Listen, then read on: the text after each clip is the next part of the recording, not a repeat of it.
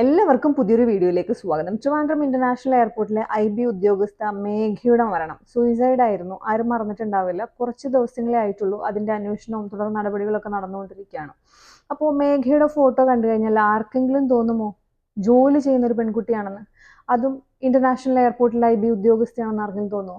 ഒരു 18 വയസ്സോ അല്ലെങ്കിൽ ഒരു 15 വയസ്സൊക്കെ തോന്നുകയുള്ള ആ പെൺകുട്ടിയെ കണ്ടു കഴിഞ്ഞാൽ, അല്ലേ? അതിനർത്ഥം പഠന കാര്യങ്ങളിലൊക്കെ വളരെ മികച്ച പ്രകടനം കാഴ്ചവെച്ചു. അതായത് പഠിച്ചിറങ്ങിയ ഉടനെ ജോലി നേടിയ ഒരു പെൺകുട്ടി, മിടുക്കിയായിരുന്നു.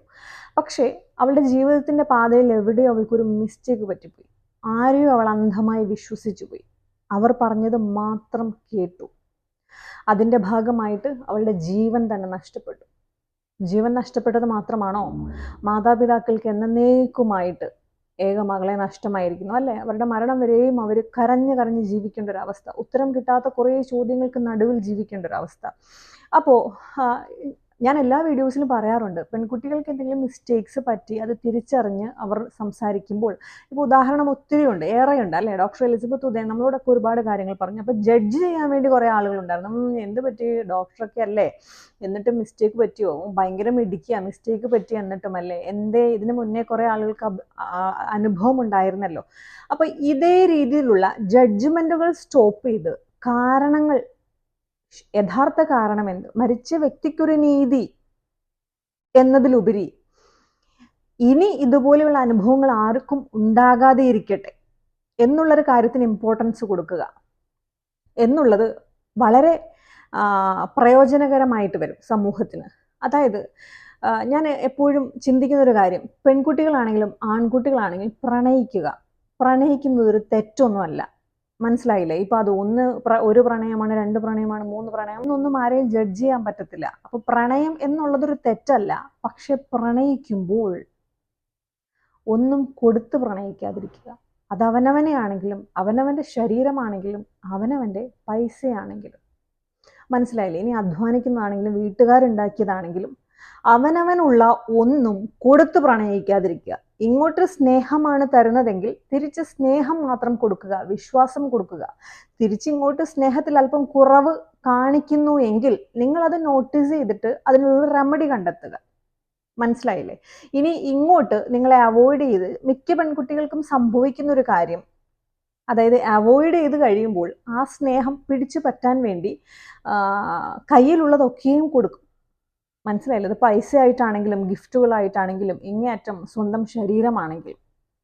അപ്പോൾ ഒഴിവാക്കപ്പെടുന്നു എന്ന് ഒരു പരിധി വിട്ട് തോന്നിക്കഴിഞ്ഞാൽ സ്വയം ഒഴിവാകുക എന്നുള്ളത് മാത്രമേ ഉള്ളൂ റെമഡി.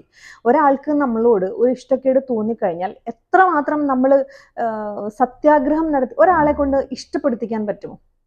ഇപ്പൊ എനിക്ക് ഇഷ്ടമില്ലാത്തൊരു സാധനം മറ്റാർക്കെങ്കിലും നിർബന്ധിതമായിട്ട് എന്നിലേക്ക് അതായത് ഇങ്ങനെ പുഷ് ചെയ്ത് അത് ഇഷ്ടമാകൂ എന്ന് തോന്നിപ്പിക്കാൻ പറ്റില്ല. എനിക്ക് ഇഷ്ടമുണ്ടെങ്കിൽ ഉണ്ട്, ഇല്ലെങ്കിൽ ഇല്ല. ഇതുപോലെ തന്നെയാണ് എല്ലാവർക്കും. മടുപ്പ് എന്നൊരു സംഭവം എല്ലാ മനുഷ്യർക്കും ഒരുപോലെയുണ്ട്. പക്ഷെ മനുഷ്യന്മാരോട് മടുപ്പ് തോന്നുക എന്നുള്ളത് ചില മനുഷ്യന്മാർക്ക് മാത്രം കിട്ടിയേക്കുന്ന ഒരു മനുഷ്യത്വരഹിതമായിട്ടുള്ള ഒരു സംഭവമാണ്.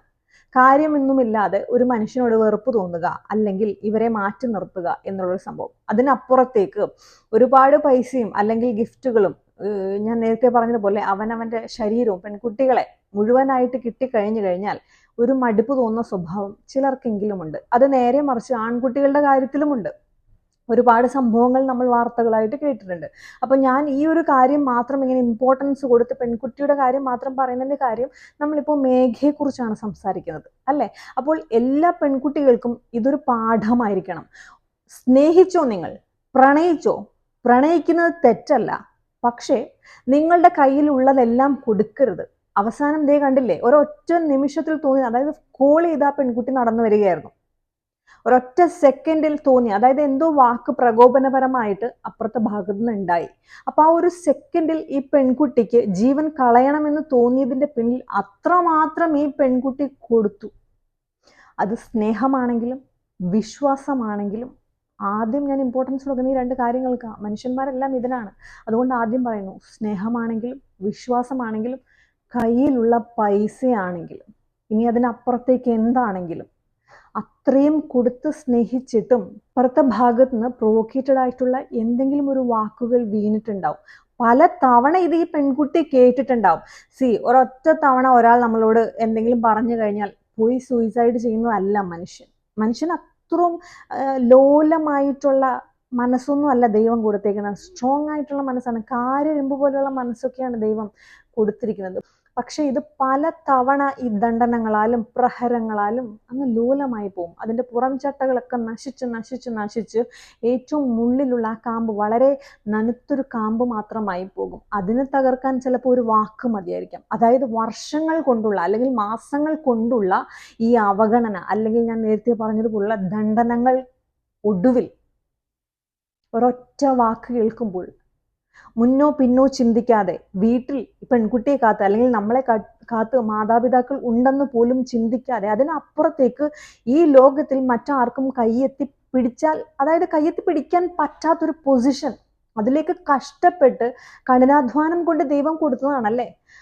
ആ ഒരു മനോഹരമായ അനുഗ്രഹങ്ങളൊക്കെ നഷ്ടപ്പെടുവാൻ പോവുകയാണെന്ന് പോലും ചിന്തിക്കാൻ പറ്റാത്ത രീതിയിൽ തകർന്നു പോകും ചില വാക്കുകൾ കേൾക്കുമ്പോൾ.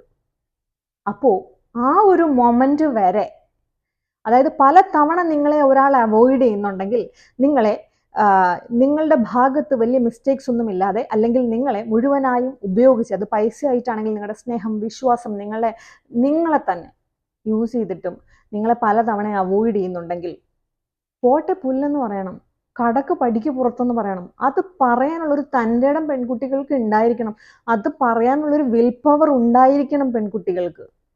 അതുണ്ടാവണമെങ്കിൽ നിങ്ങൾ സ്നേഹിക്കുന്ന വ്യക്തിയെ ഈ ലോകത്തിൽ, അതായത് ഈ ലോകത്തിൽ മുഴുവനായി റെപ്രസെന്റ് ചെയ്ത് നിങ്ങൾ സ്നേഹിക്കാതിരിക്കുക. നിങ്ങളുടെ അച്ഛനും അമ്മയും അതാണ്, നിങ്ങളുടെ സഹോദരൻ സഹോദരി അതാണ്, നിങ്ങളുടെ ബെസ്റ്റ് ഫ്രണ്ട് അതാണ്, നിങ്ങളുടെ എല്ലാം അതാണ്. അപ്പോൾ ആ ഒരു വ്യക്തി നിങ്ങളെ വേണ്ടെന്ന് പറഞ്ഞാൽ ഈ ലോകം നിങ്ങൾക്ക് വേണ്ട, ആ ഒരു ചിന്ത വരും. മനസ്സിലായില്ലേ? പ്രണയിക്കുന്ന സമയത്ത് നിങ്ങളുടെ ഹൃദയത്തിൽ എല്ലാവർക്കും ഒരുപോലെ സ്ഥാനമുണ്ടായിരിക്കണം.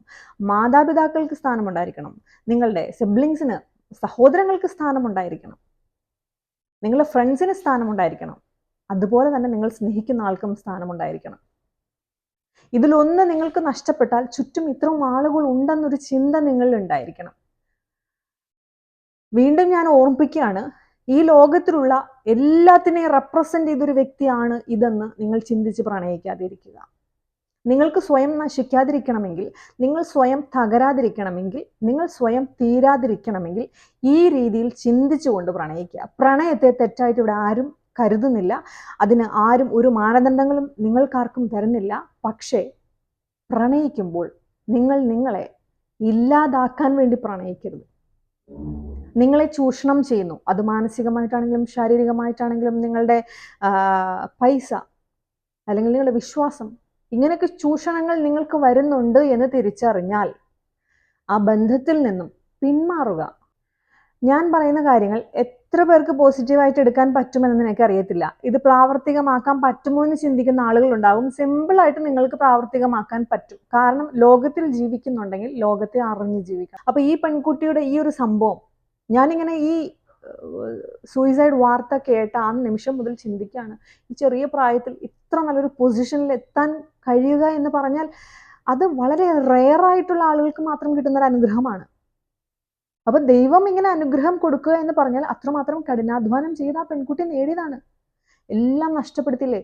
രാവെന്നില്ല പകലെന്നില്ലാതെ കഷ്ടപ്പെട്ട് ഉറക്കം ഒഴിഞ്ഞ് പഠിച്ച് ഈ ഒരു പൊസിഷനിൽ എത്തിയിട്ട് ആ ഒരു ജോലിയുടെ റിസൾട്ട് കിട്ടാൻ ആ പെൺകുട്ടിക്ക് കഴിഞ്ഞോ? ആകെ കുറച്ച്, എനിക്ക് തോന്നുന്നു ജോലിക്ക് കയറിയിട്ട് 1-2 വർഷങ്ങളായിട്ടേ കാണത്തുള്ളൂ.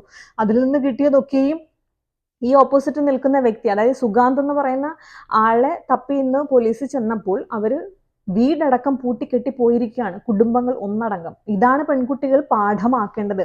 ഇങ്ങനെയുള്ള കേസുകളിൽ നിങ്ങൾക്ക് നീതി കിട്ടുമോ എന്ന് ചോദിച്ചു കഴിഞ്ഞാൽ ഇതിനൊരു ഉത്തരമില്ല. മനസ്സിലായില്ലേ? മറിച്ച് നിങ്ങൾ കാരണം എന്താ സംഭവിക്കുന്നത്? നിങ്ങൾ ഇതുപോലുള്ള രീതിയിൽ മരണപ്പെട്ട് കഴിഞ്ഞാൽ, എല്ലാം നശിപ്പിച്ച് എല്ലാം കൊടുത്തതിന് ശേഷം നിങ്ങൾ മരണം തേടിക്കഴിഞ്ഞാൽ നിങ്ങളുടെ മാതാപിതാക്കളായിരിക്കും ഇതൊക്കെ അനുഭവിക്കേണ്ടത്.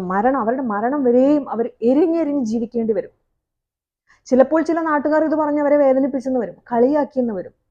ഇതിനെ റിയലിസ്റ്റിക് ആയിട്ട് മനസ്സിലാക്കുന്ന എത്ര മലയാളികളുണ്ട് നമുക്കിടയിൽ ഒന്നും അറിയത്തില്ല. ഓരോരുത്തരുടെ പ്രായം ഒക്കെ വെച്ച് നോക്കുമ്പോൾ പല കാര്യങ്ങളും ചിന്തിക്കാതെ എന്തേ വലിയ കഷ്ടപ്പെട്ട് പഠിച്ച് അല്ലെങ്കിൽ പഠിപ്പിച്ചു എന്നിട്ട് ഇപ്പൊ എന്തായി എന്ന് നേരിട്ടും അല്ലാതെയും ചോദിക്കുന്ന ആളുകൾ നമ്മുടെ ചുറ്റുമുണ്ട്.